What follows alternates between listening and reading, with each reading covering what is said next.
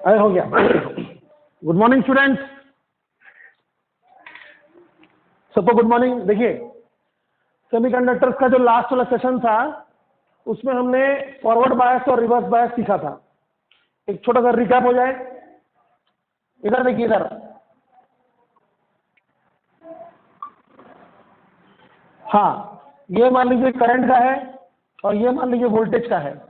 तो क्या देखा था आपने कि फॉरवर्ड बायसिंग में हमारा जो ग्राफ बनता है वो फर्स्ट क्वाड्रेंट में बनता है, यहाँ बनता है, ठीक है। और जो हमारा रिवर्स बायस में ग्राफ बनता है वो यहाँ बनता है, थर्ड क्वाड्रेंट में। और हमने क्या देखा था कि फॉरवर्ड बायस में सिलिकॉन के लिए बात कर रहा हूं मैं, 0.7 वोल्ट तक कोई करंट नहीं था। 0.7 वोल्ट तक कोई करंट नहीं था। उसके बाद एकदम से करंट आना शुरू हुआ और फिर एक पॉइंट ऐसा आता है जिसके बाद करंट रैपिडली बढ़ना शुरू हो गया। तो इस पॉइंट को क्या कहते थे? इसको कहते थे हम घुटना वोल्टेज, नी वोल्टेज। समझा? तो कुल मिलाकर बात यह हुआ कि जब तक हम सिस्टम को 0.7 वोल्ट का वोल्टेज नहीं देंगे तब तक सर्किट में कोई करंट नहीं होगा, बराबर। और रिवर्स बायस में हमने देखा था कि इसका भी महाकाल समय इधर हो रहा है। क्या देखा था? 100 150 वोल्ट तक कोई करंट नहीं था। 100 150 वोल्टेज तक कोई करंट नहीं था, ऐसा करके। और फिर एकदम से एक वोल्टेज आ गया, सॉरी एक करंट आ गया, है ना। एकदम से करंट आ गया, उस समय हम इस वोल्टेज को क्या बोलते हैं? Breakdown voltage. तो कुल मिलाकर बात क्या हुआ? Up to a very high voltage, up to a very high voltage you will see that there is no current in the circuit in reverse bias. समझे? अच्छा, अब आप मत बोलना सर ये देखो करंट है ना सर। मैंने आपको पहले ही समझाया था कि ये जो करंट है ये बहुत कम है, माइक्रो नैनो के रेंज में है। समझे? ये जो करंट है वो माइक्रो नैनो के रेंज में है। तो ये जो करंट है हमारा कोई काम का नहीं है। क्या नाम है इस करंट का? Reverse saturation current. Reverse saturation current, ये करंट कोई काम का नहीं है। समझ गए आप? तो ये एक पुराना क्लास का चित्र है कि फॉरवर्ड बायस में आपको ऐसा ग्राफ मिलेगा, up to 0.7 volt there will be no current, and reverse bias में तो करंट ही नहीं मिलेगा, भूल जाओ, करंट ही नहीं मिलने वाला। अब तुम बोलोगे सर मिला ना करंट, देखो ना कितना करंट चाहिए और मिला ना करंट। बेटा ये जो ब्रेकडाउन वोल्टेज है ना, नाम देखो कितना घटिया है, ब्रेक डाउन। गाड़ी ब्रेकडाउन मार दिया मतलब क्या होता है? गाड़ी खराब हो गया। वैसे ये जो वोल्टेज है वो ब्रेकडाउन वोल्टेज है। इसके बाद डायोड डैमेज हो जाएगा, इस वोल्टेज के बाद डायोड डैमेज हो जाएगा। समझ में आया? इस बात को ध्यान से सुनिएगा कि ब्रेकडाउन वोल्टेज के बाद भी अगर हम डायोड को ऑपरेट करेंगे तो डायोड गया काम से। समझ में आया? तो ये हमने आपको कल पूरा अच्छे से पढ़ा दिया था, पूरा फॉरवर्ड बायस पूरा समझा दिया था, रिवर्स बायस पूरा समझा दिया था, ठीक है। आज हम देखेंगे कि इसको समझकर हमको मिला क्या। ये जो आपने फॉरवर्ड बायस कैरेक्टरिस्टिक्स और रिवर्स बायस कैरेक्टरिस्टिक्स जो आपने पढ़ा, इन शॉर्ट आपने क्या पढ़ा? कल आपने क्या पढ़ा? Diode characteristics. कल आपने पढ़ा डायोड कैरेक्टरिस्टिक्स, है ना। तो ये कैरेक्टरिस्टिक्स को पढ़कर हम क्या सीखेंगे? आज सेशन 2 में हम सीखेंगे एप्लीकेशन ऑफ डायोड्स, यानी हम डायोड्स को कहां कहां यूज कर सकते हैं। तो देखिए, मैंने आपके सामने पहले ही एक शेड्यूल रख दिया है, क्या कि आज के दिन हम सिर्फ और सिर्फ रेक्टिफायर्स पढ़ेंगे, चाहे 1 घंटा लगे या 10 घंटा लगे। समझा? हाँ, आज के दिन हम सिर्फ रेक्टिफायर्स पढ़ेंगे, है ना। यहाँ पर 1 2 3 4 5 there are 5 usages of diodes in our syllabus, ठीक है। उसमें से आज हम पढ़ेंगे रेक्टिफायर। रेक्टिफायर 2 तरह का होता है, एक हाफ वेव और एक फुल वेव। दोनों बिंदास पढ़ेंगे, टेंशन नहीं, ठीक है। फिर हम लोग क्या करेंगे? अगले सेशन में पढ़ेंगे ज़ीनर डायोड और फोटो डायोड। ज़ीनर डायोड, ठीक है, साइंटिस्ट का नाम है ज़ीनर डायोड और फोटो डायोड। अभी बता दूं क्या सब, फिर बाद में क्या पढ़ेंगे? अभी सिर्फ नाम बता रहा हूं। और फिर अगले सेशन में हम लोग पढ़ेंगे आखिरी सेशन में लाइट एमिटिंग डायोड और फिर सोलार सेल। सोलर सेल तो सबने सुना ही होगा, है ना। तो ये जो हमने बांट दिया आपको 2A, 2B और 2C, ये तीनों सेक्शंस पढ़ने के बाद हमारा सेमीकंडक्टर चैप्टर खत्म नहीं हुआ है, समझा। फिर एक बहुत बड़ा टॉपिक पढ़ना पड़ेगा जिसको सीबीएसई ने इस साल निकाल दिया है, क्या, ट्रांजिस्टर। लेकिन हम पढ़ेंगे, क्यों पढ़ेंगे, क्योंकि स्टेट बोर्ड ने नहीं निकाला है, हम उसका मान रखने के लिए पढ़ेंगे, समझ में आया। जेडब्ल्यू में उससे क्वेश्चन आएगा नहीं आएगा इसका कोई अता पता नहीं रहता है, इसलिए हम पढ़ेंगे। हालांकि नीट में नहीं आएगा लेकिन जेडब्ल्यू में आएगा, स्टेट बोर्ड में आएगा। और जानने में खराबी क्या है, कहाँ गया। तो हम लोग आज रेक्टिफायर्स पढ़ेंगे, बाकी सब मैं मिटा रहा हूं, ठीक है। ये आप समझ गए ना अच्छे से। फॉरवर्ड बायस में 0.7 वोल्ट तक कोई करंट नहीं, उसके बाद एक छोटा सा फॉरवर्ड करंट आएगा मिली एम्पियर में, किसमें, मिली एम्पियर में करंट आएगा। और फिर घुटना वोल्टेज के बाद क्या होगा, करंट रैपिडली इंक्रीज होगा मिली एम्पियर में। और रिवर्स बायस में तो पूछो मत, 100 200 वोल्टेज तक कोई करंट नहीं रहेगा, सिवाय ये रिवर्स सैचुरेशन करंट का, जिसका हमको कोई काम नहीं है। और उसके बाद डायोड को यूज करना महापाप है, क्योंकि ब्रेकडाउन हो जाता है किसका, डायोड का। तो चलिए सबसे पहला टॉपिक हम शुरू करते हैं।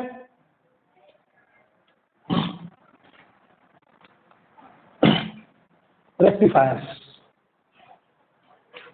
Let's begin.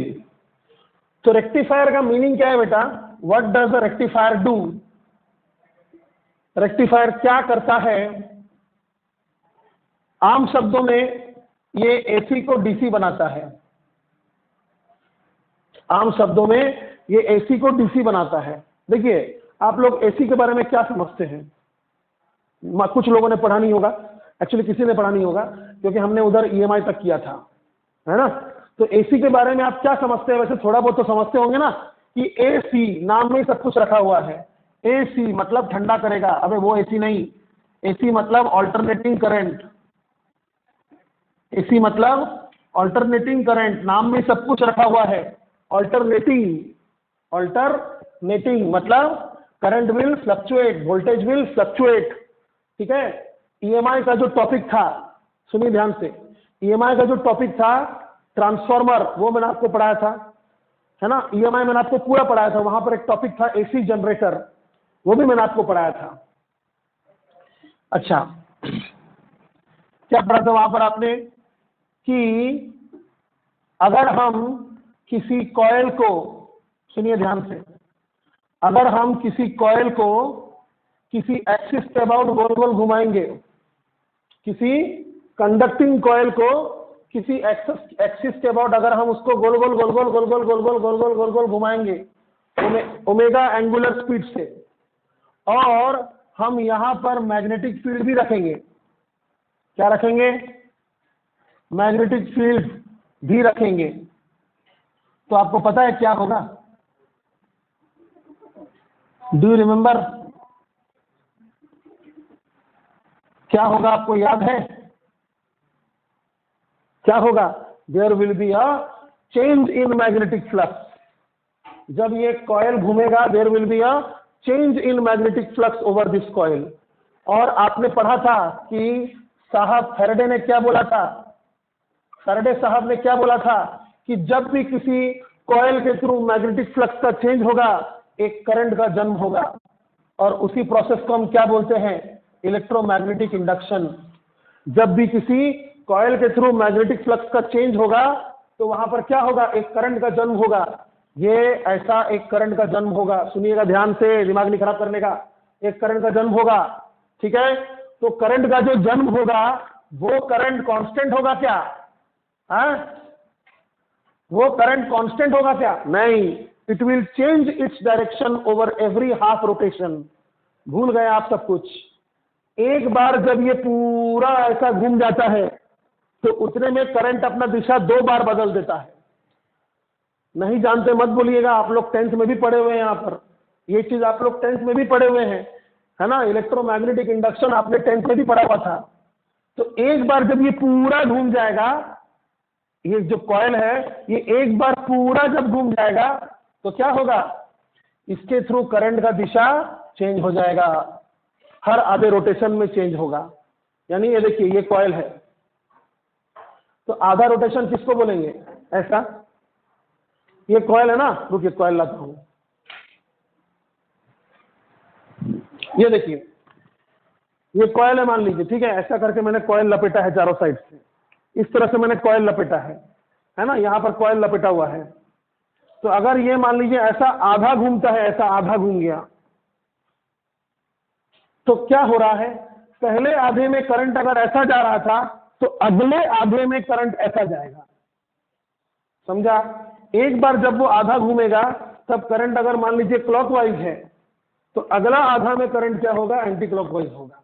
आपके तरफ से बात कर रहा हूं। तो इसका मतलब क्या हुआ, in every half rotation the current changes its direction, है ना। इसीलिए करंट कांस्टेंट नहीं होता है, करंट का नाम क्या है, ऑल्टरनेटिंग। करंट का नाम है ऑल्टरनेटिंग। और हमने पढ़ा था कि E = -dφ/dt होता है, याद है आपको। सेमीकंडक्टर नहीं पढ़ा रहा हूं, एसी पढ़ा रहा हूं, एसी EMI जो पहले पढ़ा दिया था। EMF induced in the coil, EMF induced in the coil is given by -dφ/dt। और फाई क्या था, फाई क्या था, अरे फाई क्या हो सकता है, क्या है phi, magnetic flux. Magnetic flux का फॉर्मूला क्या है, यहां देखो, मैग्नेटिक फ्लक्स का फॉर्मूला है B.A, the dot product of magnetic field and area. किधर है एरिया, किधर है, ये एरिया है, ये एरिया है, और मैग्नेटिक फील्ड ये है, ठीक है। तो इन दोनों का डॉट प्रोडक्ट कीजिएगा तो फ्लक्स मिलेगा। तो डॉट मतलब क्या होता है, डॉट मतलब होता है BA cos थीटा, समझ गए। तो यहां पर लिखिए BA cos थीटा। फिर क्या, फिर B और A तो कांस्टेंट है, मैग्नेटिक फील्ड का वैल्यू चेंज कर रहे क्या आप, नहीं ना। एरिया का वैल्यू आप चेंज कर रहे क्या, नहीं ना। तो B और A कांस्टेंट है बाहर, क्या बचा अंदर, -d/dt ऑफ cos थीटा, यही बचा ना, -d/dt of cos theta. cos theta का डिफरेंशिएशन क्या होता है, -sin थीटा, है ना। cos थीटा का डिफरेंशिएशन होता है -sin थीटा, वो माइनस और ये माइनस प्लस झाला, तो कितना हो जाएगा, बस sin थीटा। और फिर एक ओमेगा भी आएगा ना। सर कहां से, अबे थीटा को डिफरेंशिएट कर रहा है टाइम के टर्म्स में, बताओ d cos θ/d थीटा है क्या, हाँ मैथ्स पढ़ता है, देखो इधर, d cos θ/d थीटा है क्या, नहीं है ना। अगर होता तो हम sin थीटा लिख के रुक जाते, लेकिन ये क्या है, d cos θ/dt, इसलिए साइड में क्या होगा, d θ/dt। And what is this, we have studied circular motion, what is this, this is omega. तो क्या मिला, BA ओमेगा sin थीटा, ये है आपका EMF, यानी पोटेंशियल डिफरेंस जो यहां पर जनरेट हो रहा है। इसका ग्राफ कैसा बनेगा, इसका ग्राफ बनेगा ऐसा, है ना, E वर्सेस थीटा। ग्राफ कैसा बनेगा, ऐसा बनेगा। अगर साइन है ना, यहाँ साइन लिखा है तो साइन जैसा ग्राफ बनेगा ना, हाँ। फिर क्या, ये सब जानना जरूरी है, ऐसे नहीं बता रहा मैं, ध्यान से सुनना। अभी तक हमको क्या मिला, अभी तक हमको मिला E = BA ओमेगा, तीनों कांस्टेंट है। इसके जगह मैं लिख सकता हूं E0, BA ओमेगा के जगह मैं क्या लिख सकता हूं, E0, और फिर sin थीटा। अब इसको मैं कहीं कोंटा में चिपका दूंगा, इधर मैं चिपका रहा हूं, E = E0 sin थीटा। क्या है ये AC वोल्टेज का इक्वेशन है, ठीक है। अब आगे देखो, देखते जाओ, देखो तुम्हारे पास मान लो एक सर्किट है, उसमें एक रेजिस्टेंस है R, तुमने उसको दिया बैटरी, काय को बैटरी देंगे, AC पढ़ रहे कि DC पढ़ रहे, हाँ AC पढ़ रहे कि DC पढ़ रहे, AC पढ़ रहे ना, काय को बैटरी देंगे, क्या देंगे फिर, AC देंगे। ऐसा सिंबल है, सिंबल का ऐसा है, देखिए AC का सिंबल ऐसा है। तो क्या दे रहे हम उसको, AC दे रहे, क्या दे रहे, E is equal to E not sine theta दे रहे हैं। अबे बैटरी बना के नीचे V लिखता है कि नहीं? हाँ, एक बैटरी बना के नीचे V लिखता है ना, तो वैसे ही अपन AC का सिंबल बना के नीचे V लिख रहे हैं। अब मेरा क्या गलती इसमें? V ऑल्टरनेटिंग है, तो V अगर ऑल्टरनेटिंग है तो उसमें मेरी क्या गलती है? इसलिए मैंने जो है वो लिख दिया। अब इसमें होगा एक करंट, इसमें होगा एक करंट, हम लगा देंगे ओम्स लॉ, हम लगा देंगे ओम्स लॉ। क्यों? क्योंकि ये तो एक कंडक्टर है ना, ये तो एक कंडक्टर है ना, तो कंडक्टर में ओम्स लॉ लगा सकते हैं, तो लगा दीजिए ओम्स लॉ। ओहम्स लॉ क्या बोलता है? Ohm's law V is equal to I R. अपना V की जगह कौन है? पोटेंशियल डिफरेंस कौन है? ये है, लिखो जो है E इज इक्वल टू, यानी V की जगह E लिखो, is equal to I R. अब सुनना ध्यान से, V की जगह क्या लिखा मैंने? E लिखा। क्यों? क्योंकि E क्या है? पोटेंशियल डिफरेंस है, और V भी क्या है? पोटेंशियल डिफरेंस है। तो V की जगह मैंने E लिख दिया, is equal to I R. चलो अब क्या, देखो ध्यान से, मैं E की जगह लिख सकता हूं E not sine theta. Very good, E not sine theta is equal to I R, is equal to I R. अब I को कर दो अकेला, यानी R को ले आओ लेफ्ट साइड में, तो E not by R sine theta is equal to I. अब दिल पे हाथ रख के बात का जवाब दो, तो E नॉट कॉन्स्टेंट है कि नहीं है? सच बोलना, E नॉट कॉन्स्टेंट है कि नहीं है? अबे E वेरी कर रहा है, E नॉट तो कॉन्स्टेंट है। हाँ, इधर देखो, तुमने जो ग्राफ बनाया था अभी, ऐसा करके जो ग्राफ बनाया था, उसमें E नॉट क्या है? ये वैल्यू E नॉट है, ये जो वैल्यू है ना, ये E नॉट है, ये वैल्यू माइनस E नॉट है, ये वैल्यू फिर से E नॉट है। तो E नॉट क्या है? E नॉट वो वैल्यू है जितना पर E अपना मैक्सिमम वैल्यू शो करेगा, यानी E not is the maximum value of E while changing E will reach up to maximum कितना? E not. समझ में आया? तो E नॉट क्या है? कांस्टेंट है, और R भी क्या है? कांस्टेंट है। और डायमेंशनली क्या है ये बताओ तो, बताओ तो। वोल्टेज बाय रेजिस्टेंस डायमेंशनली क्या है? वोल्टेज बाय रेजिस्टेंस डायमेंशनली क्या है? करंट है। अब ये E नॉट क्या है? मैक्सिमम वोल्टेज है, तो करंट भी क्या होगा? मैक्सिमम करंट होगा। करंट भी क्या होगा? मैक्सिमम करंट होगा, यानी I not sine theta is equal to I. समझ में आया? अब ये फॉर्मूला भी मैं यहां पर चिपका दूंगा कि I is equal to I not sine theta. So sweet of me. E is equal to E not sine theta, I is equal to I not sine theta. नहीं समझ में आया? आप बोल नहीं सकते, मैंने दोनों डिराइव कर दिया है ना। दोबारा देखिए, आप नहीं समझ में आया तो।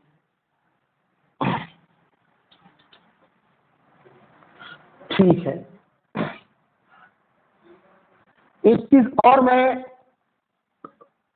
बताना चाहूंगा, बट उससे पहले let's begin the topic rectifier. फिर बताता हूं मैं आपको, एक कोंटे में एक और फॉर्मूला डालूंगा, फिर मैं आपको बताऊंगा कि बात क्या है। चलिए, तो हमने क्या समझा कि रेक्टिफायर वो इलेक्ट्रॉनिक डिवाइस है, रेक्टिफायर वो इलेक्ट्रॉनिक डिवाइस है जो एसी को डीसी में बदल दे। क्या होता है, किसी किसी सर्किट में ना, सुनो ध्यान से, किसी किसी सर्किट में करंट जो है ना, सर कहाँ है सर? सुनो, किसी किसी सर्किट में क्या होता है, जो करंट है ना वो फ्लक्चुएटिंग मंजूर नहीं होता, एकदम स्मूथ करंट चाहिए। कोई कोई सर्किट को वर्क करने के लिए, ऑपरेट करने के लिए करंट फ्लक्चुएटिंग नहीं चाहिए, स्मूथ करंट चाहिए। फॉर एग्जाम्पल मोबाइल को चार्ज किए बिना तुम एक सेकंड में जिंदा रह सकता क्या? नहीं। तुम सोचो, तुम जब मोबाइल अपना चार्ज करता है तो चार्जर कहां डालता है? एसी में डालता है ना। अरे तुम्हारे घर में कौन सा सप्लाई आ रहा है? एसी सप्लाई आ रहा कि नहीं? ये जो यहाँ पर स्विच बोर्ड है, ये जो यहाँ पर स्विच बोर्ड है वो कैसा सप्लाई है? एसी। बट तुम्हारे मोबाइल के अंदर बैटरी क्या है? डीसी। तो इसका मतलब ये हुआ कि हमें पहले एसी को डीसी करना पड़ेगा, हमें पहले एसी को डीसी करना पड़ेगा, तब ना चार्ज करोगे। समझ में आया? हाँ, तो रेक्टिफायर आपको वो काम करके देगा, एसी को डीसी बना देगा। एक छोटा सा प्रायर नॉलेज हो जाए, एसी कैसा था? ऐसा था, फ्लक्चुएटिंग। यहां देखिए, I is equal to I not sine theta, I is equal to I not sine theta, तो ऐसी ग्राफ बनेगा ना। तो ये है आपका एसी। और डीसी कैसा होना चाहिए? डीसी कैसा होना चाहिए? डीसी होना चाहिए ऐसा। डायरेक्ट करंट कैसा होना चाहिए? स्टेडी होना चाहिए, स्टेडी करंट भी बोलते हैं उसको। तो ये रहा एसी और ये रहा डीसी। तो इस तरह का करंट को अगर आप इस तरह चेंज कर पा रहे हैं तो कौन करके देगा? वो रेक्टिफायर करके देगा। तो चलिए हम लोग अब आगे बढ़ते हैं, चलिए आगे बढ़ते हैं। इधर देखिए ध्यान से, पहले हम पढ़ेंगे half wave rectifier. Half wave rectifier, इसका नाम ऐसा क्यों है? इसका नाम आधा क्यों है? आइए देखते हैं, पहले सर्किट डायग्राम देखते आइए। हमारे पास इनपुट क्या रहेगा? इनपुट क्या रहेगा? ज्यादा दिमाग मत लगाओ, इधर देखो। तुम क्या करने वाले हो? एसी को डीसी करने वाले हो। तो इनपुट कौन हुआ? वे ये इनपुट हुआ ना, और आउटपुट कौन हुआ? ये आउटपुट हुआ। सो सिंपल, दिमाग लगा रहे थे। तो आपका जो इनपुट है वो कैसा है? एसी है। इनपुट जो है वो एसी है और बहुत हाई है। इनपुट एसी है और बहुत हाई है, यानी सर्किट को 200-300 वोल्टेज नहीं चाहिए। हमने पहले ही पढ़ा है, semiconductors operates under low voltage. 200-300 volt नहीं चाहिए। तो कितना है? High voltage. पहले हाई को लो करना पड़ेगा। बताओ बताओ, 100 रुपये वाला क्वेश्चन है। बताओ, हाई वोल्टेज को लो वोल्टेज कौन करके देगा?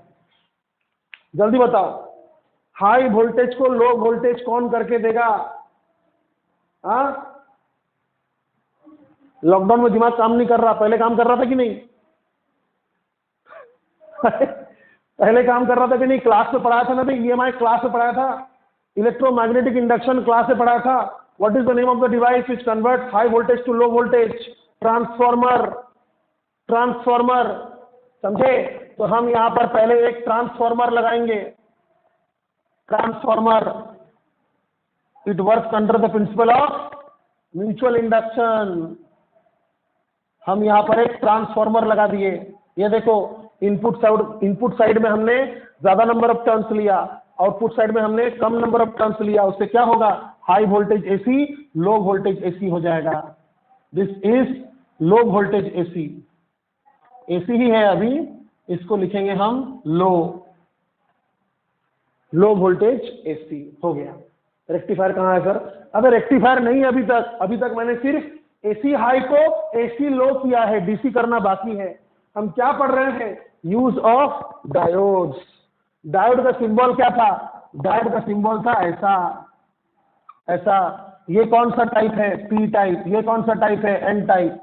तो हम यहां पर एक डायोड बना देंगे, हम यहां पर एक डायोड बना देंगे। ऐसा बना दिया डायोड, लो।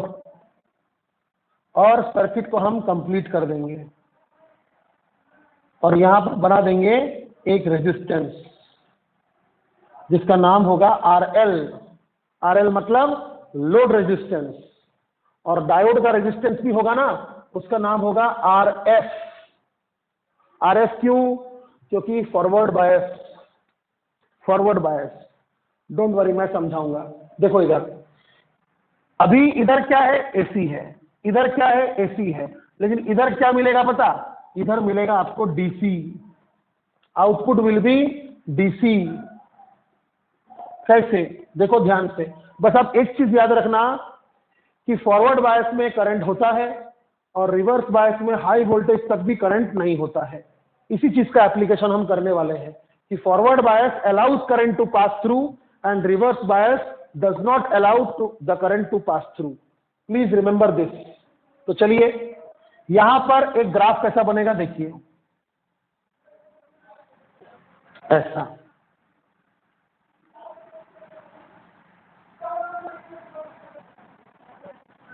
ये क्या है?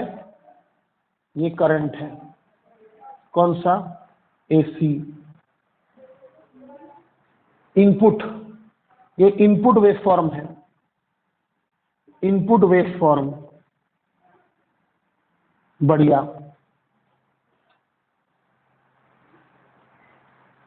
अब हम बनाएंगे आउटपुट वेवफॉर्म।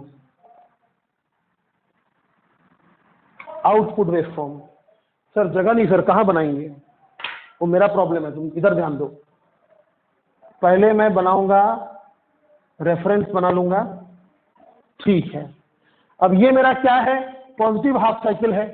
ये क्या है? नेगेटिव हाफ साइकिल है। फिर क्या है? पॉजिटिव हाफ साइकिल है। इसका मतलब यहां से लेकर यहां तक एक साइकिल है ना बे? यहां से लेकर यहां तक क्या है? एक साइकिल है, ठीक है। अब देखना ध्यान से, लैंग्वेज लिखना जरूरी है ना? क्या? इधर देखो, इधर लिखूंगा मैं, देखो ध्यान से। पॉइंट नंबर 1, हाई को लो तो कर दिया, अब बारी है एसी को डीसी करने का। तो इसको जा रहा है एसी, इसको क्या मिल रहा है? एसी। चलो, इसको क्या मिल रहा है? इसको ये मिल रहा है। और ये क्या देगा वो मैं यहां बनाऊंगा, समझे? इसको क्या मिल रहा है वो मैंने इनपुट मानकर यहां बनाया, और ये क्या देगा आपको उसको मैं आउटपुट मानकर यहां बनाऊंगा, आउटपुट वेवफॉर्म, ठीक है। तो सुनो, क्या लिखेंगे हम? व्हेन फर्स्ट यानी पॉजिटिव, फर्स्ट क्या है? फर्स्ट पॉजिटिव है। When positive half cycle is passed through the diode, positive half cycle. यहां पर मैं 2 पॉइंट का नाम लूंगा, एक ए और एक बी। सुनना ध्यान से, एक ए और एक बी।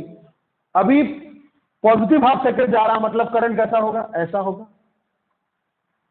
ये जा रहा है, ये जा रहा है, तो करंट कैसा होगा? ऐसा होगा।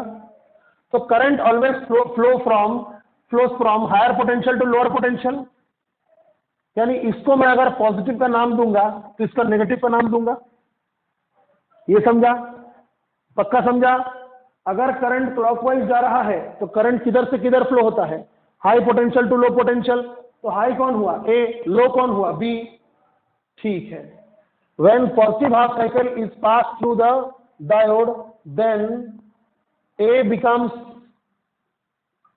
positive and B becomes negative. तो क्या A, अगर ये क्या है? P है और ये क्या है? N है। तुमने P को जोड़ा पॉजिटिव से और N को जोड़ा नेगेटिव से, N को जोड़ा नेगेटिव से, तो कैसा बायसिंग है? डायोड का बायसिंग कैसा है? अगर P जुड़ा पॉजिटिव से, N जुड़ा नेगेटिव से, तो कैसा बायसिंग है? कैसा बायसिंग है? Diode is forward biased. Very good, diode is forward biased. इसका मतलब डायोड करंट पास होने देगा। That is current will pass. Of course ये वोल्टेज 0.7 से ऊपर ही होगा, है ना? द करंट विल पास, यानी इधर से करंट इसने जाने दिया। पॉजिटिव हाफ साइकिल को क्या बोला डायोड ने पॉजिटिव हाफ साइकिल को क्या बोला? चल चल निकल, आगे बढ़ो आगे बढ़ो, मतलब पास होने दिया। समझे? डायोड ने इसको पास होने दिया। तो इसका मतलब आउटपुट में छवि कैसा बनेगा? आउटपुट में ग्राफ कैसा बनेगा? भाई जाने दिया तो ग्राफ बनेगा, करंट को जाने दिया तो ग्राफ बन गया। हो गया, पॉइंट नंबर 1 हो गया। अब पॉइंट नंबर 2 है ना? पॉइंट नंबर 2 में क्या होगा? तुम तो समझ ही गया होगा। पॉइंट नंबर 2 में करंट इज एंटी क्लॉकवाइज। अब बारी किसका है? फर्स्ट हाफ साइकिल का हो गया। अब सेकंड हाफ साइकिल में कौन है? नेगेटिव है। तो नेगेटिव मतलब क्या हो गया? Anti clockwise current.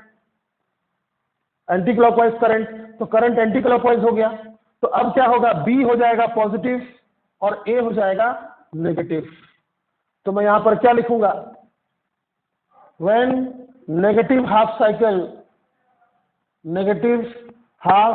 Cycle is past, comma dot dot dot, ये सब लिखना खुद से, then A becomes negative and B becomes positive. बताइए डायोड का सिंबल देखिए, ये ट्रायंगल वाला पी है, स्ट्रेट लाइन वाला एन है। पी जुड़ा है, पॉजिटिव जुड़ा है नेगेटिव से, और नेगेटिव जुड़ा है पॉजिटिव से। ये तो उल्टा वाला बात है ना, ये तो रिवर्स बायस है ना, ये तो रिवर्स बायस है ना भाई। तो क्या लिखूंगा मैं, डायोड इज रिवर्स बायस्ड। इसका मीनिंग क्या होगा, करंट जाने नहीं देगा।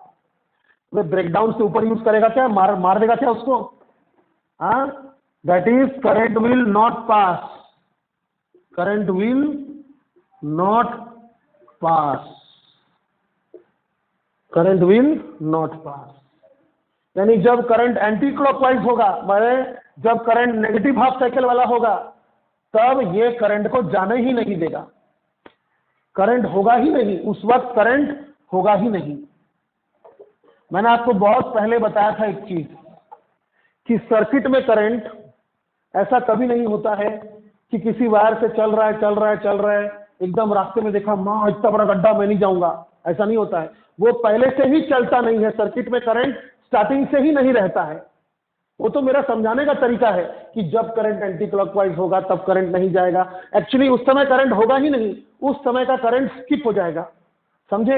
यानी नेगेटिव हाफ साइकिल मैं नहीं बनाऊंगा।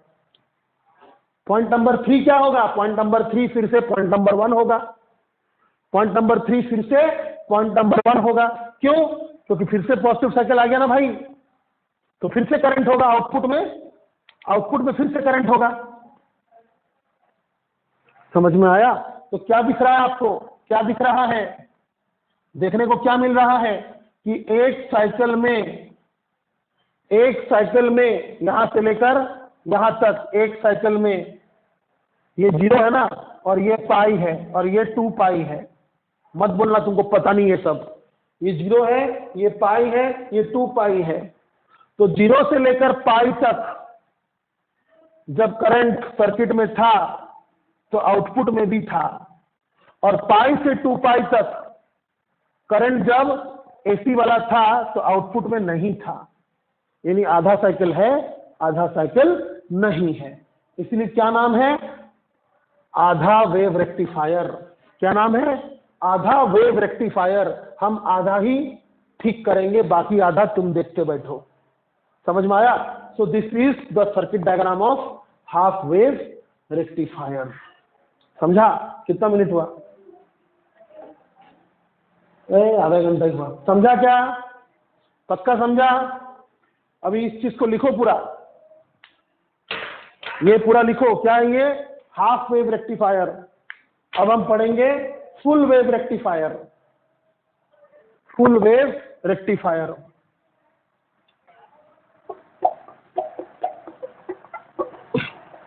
क्या है, सर्किट लोगों को किसी किसी को एसी चलता है तो किसी किसी को एसी नहीं चलता है, किसी किसी को फ्लक्चुएटिंग वोल्टेज चलता है तो किसी किसी को स्मूथ वोल्टेज चाहिए। तो फ्लक्चुएटिंग को स्मूथ बनाने के लिए रेक्टिफायर काम आता है। एक बात बताऊं, हंसना मत, ध्यान से देखना, अभी भी स्मूथ नहीं हुआ है, ये अभी भी कैसा है, धड़कता हुआ है, पल्सेटिंग है। समझे। एक तो ये हाफ वेव है, अपन पहले फुल वेव देख लेंगे, उसके बाद फिर से बात करेंगे।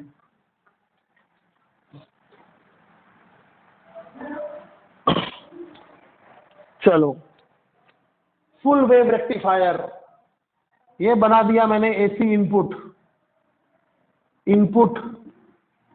एसी क्या होगा, ये हाई होगा। पहले इसको लो करना पड़ता, नंबर ऑफ टर्न ज्यादा रखो, पहले इसको लो करना पड़ता।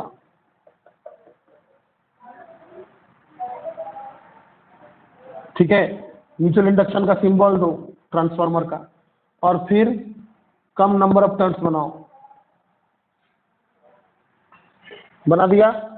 और फिर इधर बना दो एक डायोड, इसका नाम दे दो D1,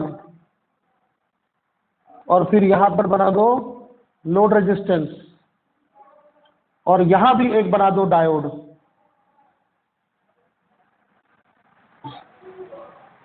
बना दिया, बना दिया। यहां लोड रेजिस्टेंस नहीं होगा, इनको ऐसे ही जोड़ दो, इनको ऐसे ही जोड़ दो, ऐसा जोड़ दो, ठीक है, बन गया। अब इसका सेंटर से एक वायरिंग निकालो। क्या निकालो? वायरिंग। इसका सेंटर से निकालो एक वायरिंग,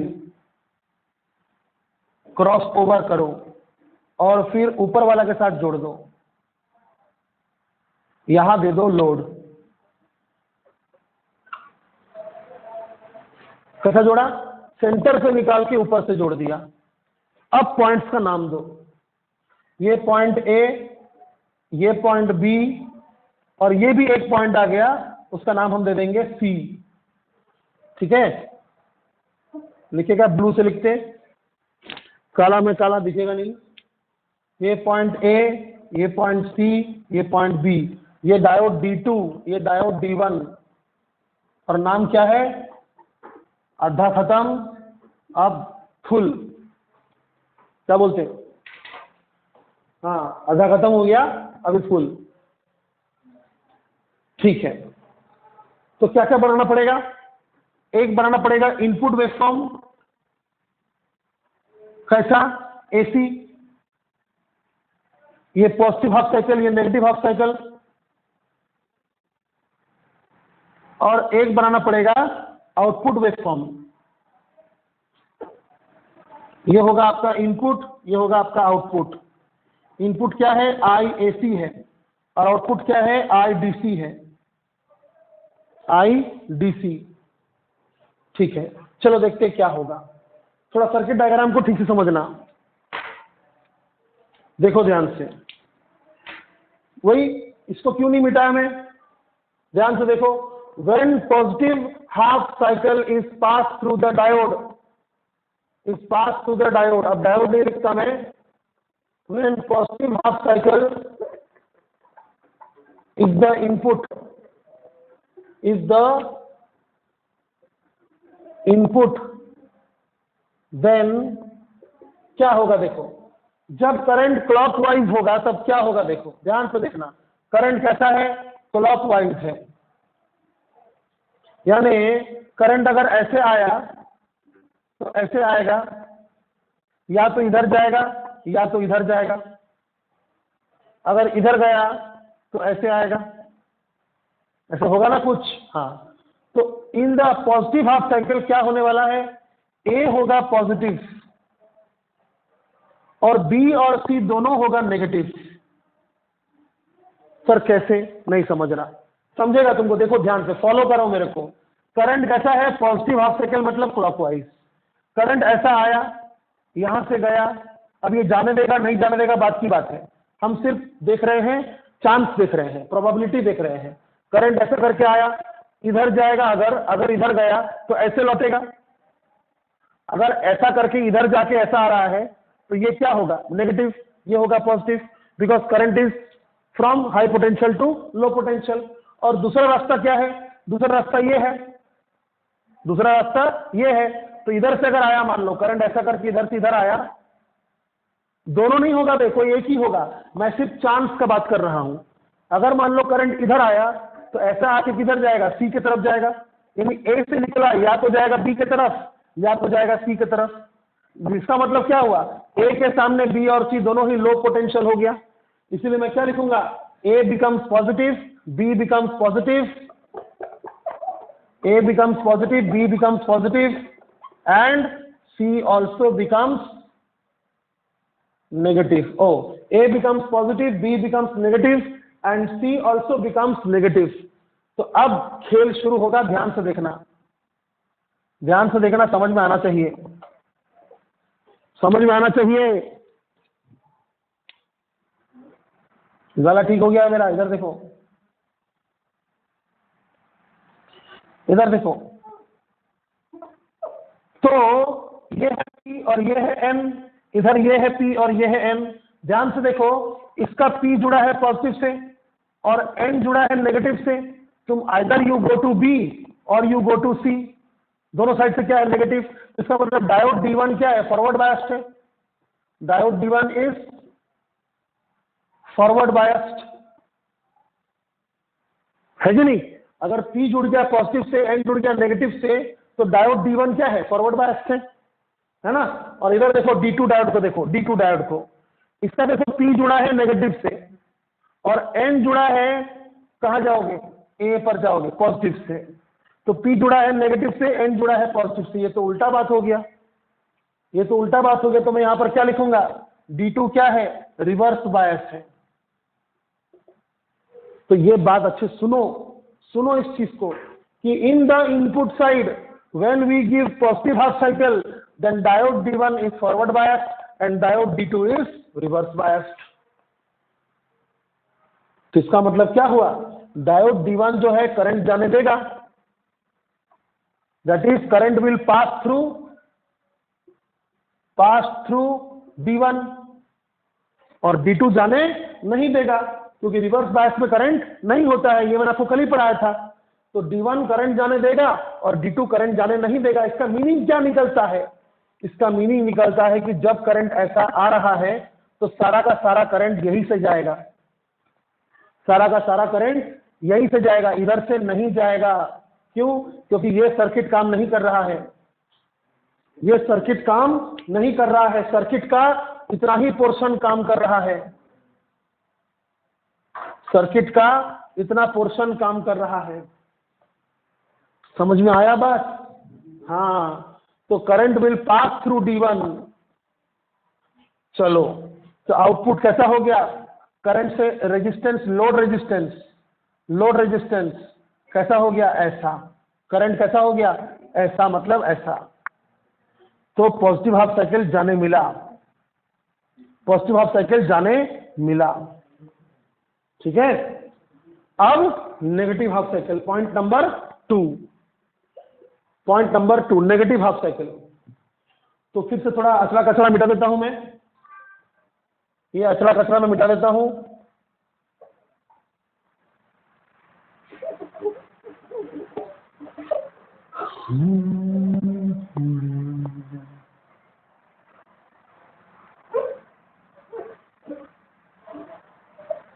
ठीक है, फिर से बनाते हैं। चलो, ऐसा करके ऐसा आया, ऐसा गया, ऐसा गया और फिर ये ऐसा चला गया और यहाँ पर सेंटर था ना, तो ऐसा जाके फिर ऐसा और फिर गज गज गज गज, फिर ऐसा हो गया। हाँ, अब हम क्या देंगे, नेगेटिव हाफ साइकिल देंगे, मतलब एंटी क्लॉकवाइज करंट देंगे। नेगेटिव करंट मतलब एंटी क्लॉकवाइज करंट हम देंगे, यानी current will be in this direction, anti clockwise. तो जब करंट एंटी क्लॉकवाइज फ्लो होगा तो B होगा पॉजिटिव और A और C दोनों होगा नेगेटिव। सर कैसे, देखो, जब करंट यहां से जाएगा तो ऐसा जा रहा है, फॉलो मी, ऐसा जा रहा है, ऐसा जा रहा है, ऐसा जा रहा है, ये तो क्रॉस ओवर था ना बे, ऐसा जा रहा है, ऐसा जा रहा है, ऐसा जा रहा है। अब उसके पास दो रास्ते हैं, या तो वो इधर जाएगा या तो वो इधर जाएगा। अगर वो इधर गया तो A हुआ नेगेटिव और अगर वो इधर गया तो C हुआ नेगेटिव, क्योंकि current flow from higher potential to lower potential, either A और C, दोनों नहीं जाएगा, या तो A से जाएगा या तो C तक जाएगा, या ऐसे करके या तो A तक जाएगा या फिर ऐसे करके ऐसे आ जाएगा और फिर ऐसे करके C तक जाएगा। इसीलिए B के सामने A और C दोनों ही नेगेटिव है। तो मैं क्या लिखूंगा, when negative half cycle is पास, तो A negative, C negative, B positive. तो A नेगेटिव, B, C क्या है, C is also negative and B is positive, ठीक है। चलो, अब फिर ये मिटाकर वापस से समझाते हैं। चलो देखो ध्यान से, इस डायोड को देखो, D2 को देखो, D2 का जो P टाइप है, ट्रायंगल मतलब P टाइप, D2 का जो P टाइप है it is connected to positive, और N टाइप को अगर आप देखिएगा, if you look towards A negative, if you look towards C घूमकर तो भी नेगेटिव। तो P जुड़ा है पॉजिटिव से, N जुड़ा है नेगेटिव से, यानी डायोड D2 क्या है, फॉरवर्ड बायस्ड है। तो मैं यहां पर क्या लिखूंगा, therefore diode D2 is forward biased. And what about diode D1, समझ ही गए होंगे आप।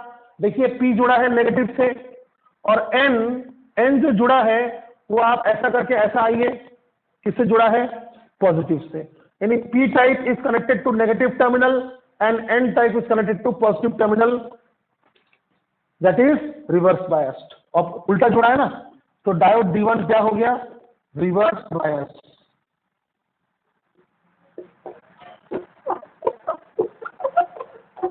तो D1 रिवर्स बायस में है, ये रिवर्स बायस में है, ये फॉरवर्ड बायस में है।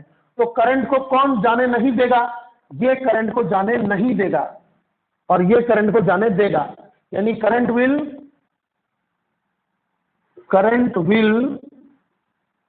पास थ्रू D2 ओनली,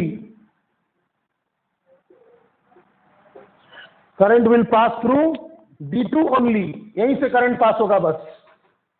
तो क्या होगा, करंट ऐसा आएगा, ऐसा जा रहा है जा रहा है जा रहा है जा रहा है जा रहा है, इधर करंट नहीं मुड़ेगा क्योंकि D1 is not allowing the current to pass, D1 is reverse bias, है ना, इसलिए इधर से करंट नहीं जाएगा, करंट इधर से जाएगा। अरे दादा, इसका मतलब जब हमने पॉजिटिव हाफ साइकिल दिया तब लोड के थ्रू ऐसा था नीचे की तरफ, और जब हमने नेगेटिव साइकिल दिया तब भी लोड के थ्रू कैसा है, नीचे की तरफ। हुआ ना यूनिडायरेक्शनल, हुआ ना यूनिडायरेक्शनल। जब पॉजिटिव साइकिल दिया तब भी कैसा गया, ऐसा, जब नेगेटिव साइकिल दिया तब भी कैसा जा रहा, ऐसा। इस लोड के लिए करंट कभी उल्टा हो रहा क्या, नहीं हो रहा है। इसका मतलब इस बार मैं नेगेटिव के लिए भी ऐसा बनाऊंगा, फिर आएगा पॉजिटिव की बारी तो फिर ऐसा बनेगा, एंड सो ऑन। तो यहां पर बेटा क्या हो रहा है, वो कोई भी हाफ साइकिल स्किप नहीं हो रहा, यहां पर कोई भी हाफ साइकिल स्किप नहीं हो रहा है। समझ में आया बात, कोई भी हाफ साइकिल स्किप नहीं हो रहा है, इसलिए हम इसका नाम क्या देंगे, फुल वेव रेक्टिफायर। समझ में आया बात, फुल वेव रेक्टिफायर। ठीक है, तो बेटा इतना ही आपका स्टेट बोर्ड में है और एनसीईआरटी में भी इतना ही है, लेकिन जेडब्ल्यू में बहुत कुछ इसके अलावा भी है। तो मैं ये वीडियो यहां पर स्टॉप कर रहा हूं, ये लेक्चर में यहां पर स्टॉप कर रहा हूं, ताकि स्टेट बोर्ड वाले, एनसीईआरटी वाले, नीट वाले, एमएचसीटी वाले, इनको पढ़ने में तकलीफ ना हो, वो यही तक पढ़े और समझे। और मैं अगला वीडियो अब जो बनाऊंगा वो भी 2A ही होगा और सबको बांटूंगा, जिसको देखना है देखे, जिसको नहीं देखना है ना देखे। बट मैं क्लियरली बोल रहा हूं कि मैं जो अभी इसी के नाम पर, रेक्टिफायर के नाम पर जो अगला सेशन बनाऊंगा, वो सिर्फ और सिर्फ जेडब्ल्यू वालों के लिए है और इक्का दुक्का उसमें से नीट वालों के लिए भी है, समझे। एनसीईआरटी और स्टेट बोर्ड वालों के लिए या एमएचसीटी वालों के लिए वो नहीं है। स्टेट बोर्ड वाले, एनसीईआरटी वाले, जेडब्ल्यू वाले, नीट वाले, एमएचसीटी वाले, ये लोग सभी जितने भी है, ये लोग यहां तक पढ़िए, यहां तक पढ़िए।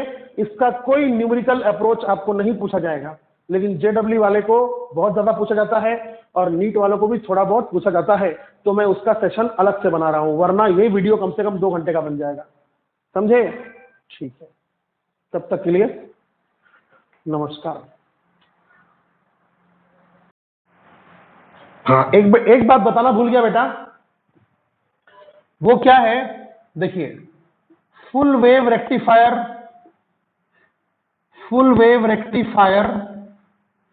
में आपने एक चीज देखा था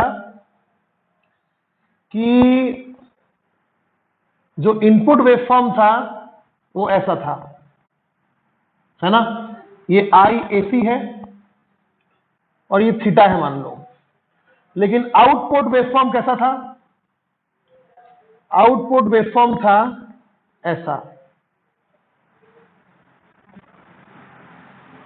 तो बेटा ये तो IDC है, बट हम क्या जानते हैं, कि डीसी तो स्टेडी होता है। तो बेटा हमें जैसा डिजायर्ड था वैसा आउटपुट नहीं मिला। ठीक है, नेगेटिव साइकिल को हमने इरेडिकेट कर दिया, नेगेटिव को पॉजिटिव बना दिया, पॉजिटिव रहने दिया, नेगेटिव को पॉजिटिव बना दिया, बट करंट स्मूथ नहीं हो पाया, करंट स्मूथ नहीं हो पाया। तो उसके लिए हमारे पास एक उपाय है। क्या उपाय है? क्या उपाय है? यह आपका सर्किट डायग्राम था।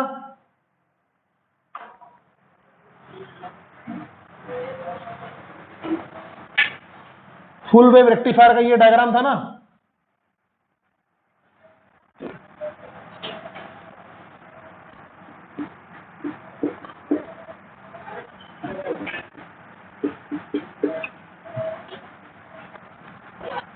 ये डायग्राम था फुल वेव का। तो आप क्या करो, इसके साथ ना आप पैरेलल में लगा दो एक कैपेसिटर। क्या लगा दोगे? कैपेसिटर। कैपेसिटर क्या करेगा? सुनो, ध्यान से सुनना। कैपेसिटर क्या करेगा? जब यहां पर करंट बढ़ रहा था, यानी जब यहां पर करंट का ग्रोथ होगा, कैपेसिटर खुद को चार्ज कर लेगा। जब यहां पर करंट का ग्रोथ होगा, कैपेसिटर खुद को चार्ज कर लेगा। और उसके बाद जब यहां पर करंट गिरेगा, जब यहां पर करंट नीचे गिरेगा, सुनिए ध्यान से, जब यहां पर करंट ऐसा नीचे गिरेगा तो कैपेसिटर अपना चार्ज दे देगा, यानी क्षतिपूर्ति कर देगा। It will cover the loss. समझ में आया? यानी उसका ग्राफ फिर ऐसा बनेगा। आई बात समझ में? उसका ग्राफ फिर कुछ इस तरह बनेगा, ऐसा।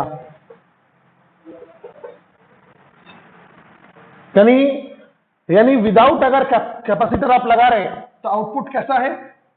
आउटपुट कैसा है? ऐसा आउटपुट है। क्या बोलते हैं उसको? Pulsating DC. Pulsating DC. लेकिन हमें कैसा चाहिए? स्मूथ। हमें चाहिए स्मूथ। तो पल्सेटिंग डीसी को कैसे बनाएंगे आप स्मूथ? एक कैपेसिटर लगा के। अब आप एक काम करना, स्टेट बोर्ड का बुक हो या एनसीईआरटी का बुक हो, इलेक्ट्रोस्टैटिक्स में जहां मैंने आपको कैपेसिटर पढ़ाया है, वहां पर आप देखिएगा कैपेसिटर का जो यूज है, यूज ऑफ कैपेसिटर, वहां देखिए पहला दूसरा पॉइंट में आपको मिलेगा लिखा हुआ, it is used in smoothening, the capacitor is used in smoothening the rectified output. देखिएगा, जरूर देखिएगा, समझा? तो रेक्टिफायर का जो आउटपुट है वो पल्सेटिंग डीसी होता है, बट हम कैपेसिटर लगा के इसका आउटपुट को स्मूथ कर सकते हैं। प्लीज डू रिमेंबर, है ना? और एक बात बता सकता हूं मैं आपको, आप यहां पर कैपेसिटर की जगह एक ज़ीनर डायोड भी लगा सकते हैं। क्या लगा सकते हैं? ज़ीनर डायोड। अभी मैंने आपको पढ़ाया तो है नहीं ज़ीनर डायोड, इसलिए इसको एक्सप्लेन करना बेवकूफी है। मैं आपको ज़ीनर डायोड एक्सप्लेन जब करूंगा ना, तब आपको समझ में आ जाएगा। Now let it be capacitor. Thank you, final thank you.